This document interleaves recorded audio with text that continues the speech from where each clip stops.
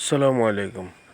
গত সপ্তাহে আমরা আপনাদেরকে দেখিয়েছিলাম আমরা কিভাবে লার্ভাগুলো বাক্সে রাখি।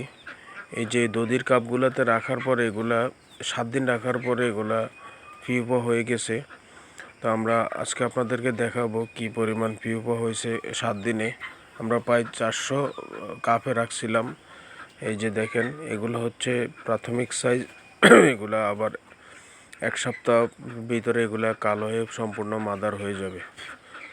তো এই যে আমরা এগুলা কাপে রাখার পরে কাপ থেকে নিয়ে এখানে রাখছি। এগুলো প্রায় বেশ 4 ভাগের 3 ভাগই হয়ে গেছে, আর 1 ভাগ বাকি আছে। এগুলো হয়তো 2-1 দিনের ভিতরে হয়ে যাবে, 7 দিনের বেশি সময় লাগে না। তো এগুলো আমাদের প্রায় 250-250-র মতো হয়ে গেছে আজকে, আর অল্প কিছু আছে 1-150-র মতো। এগুলো 2-1 দিনের ভিতরে হয়ে যাবে। এগুলো হওয়ার পরে 7 দিন পর আরও 7 দিন সময় লাগবে এগুলো সম্পূর্ণ মাদার হতে।